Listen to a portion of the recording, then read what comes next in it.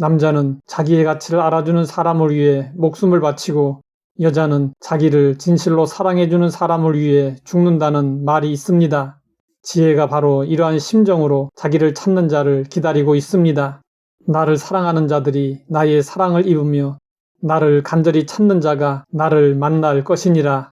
지혜는 자신의 가치를 알아차리는 사람만 있으면 그에게 재물과 존귀함을 주려고 쌓아놓고 기다리고 있습니다. 부귀가 내게 있고 장구한 재물과 공의도 그러하니라. 내 열매는 금이나 정금보다 나으며 내 소득은 순음보다 나으니라. 나는 정의로운 길로 행하며 공의로운 길 가운데로 다니나니 이는 나를 사랑하는 자가 재물을 얻어서 그 곳간에 채우게 하려 함이니라. 이처럼 지혜는 자신을 사랑하는 자에게 또 자신의 가치를 알아보는 자에게 복을 주려고 준비하고 있습니다.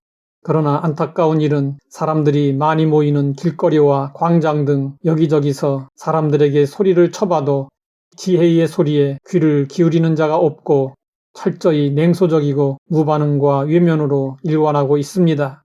성도들도 열정 없이 습관적으로 신앙생활을 하고 있습니다. 우리의 신앙이 성숙을 향해 나아가려면 좀 더 적극적이어야 합니다. 복 있는 사람은 악인들의 꾀를 따르지 아니하며 죄인들의 길에 서지 아니하며 오만한 자들의 자리에 앉지 아니하고 오직 여호와의 율법을 즐거워하여 그의 율법을 주야로 묵상하는도다. 복 있는 사람은 악을 버리는 데 그치지 않고 한 걸음 더 나아갑니다.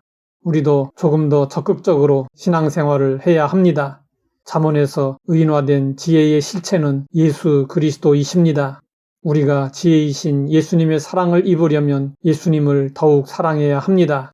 누가 예수님을 사랑하는 자일까요? 예수님은 말씀하셨습니다.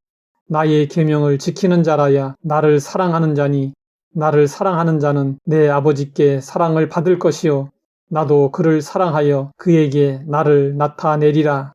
예수님의 계명을 지키는 사람이 예수님을 사랑하는 사람입니다. 누군가를 사랑하게 되면 내 방식이 아니라 상대방이 원하는 방식으로 사랑하게 됩니다. 자신의 생각과 좀 다르더라도 기꺼이 그 사람에게 맞춰줍니다.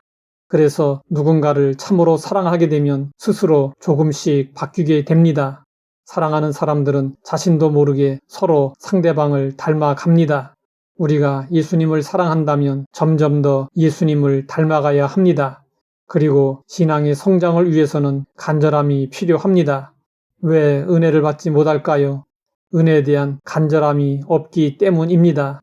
은혜를 주시면 좋고 아니면 말고 식으로 기도해서는 은혜를 받을 수 없습니다.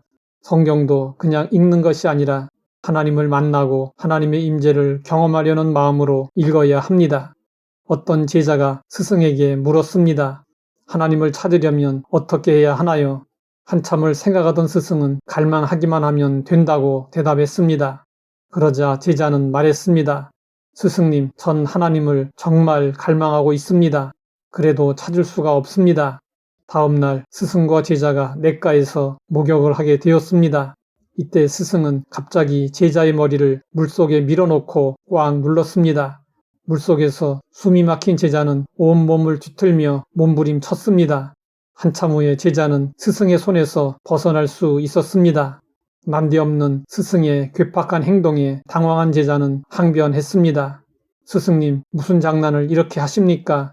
숨 막혀 죽을 뻔했습니다. 그러자 스승은 이렇게 말했습니다. 갈망은 물속에서 숨을 쉬기 위해 몸부림치는 것과 같은 것이지. 우리가 정말 갈망하는 것이 있다면 어떤 형태로든지 드러나게 됩니다. 하나님을 향한 갈망은 하나님을 만나는 통로가 됩니다. 우리 하나님은 사랑하는 자의 하나님이시고 간절히 찾는 자의 하나님이십니다.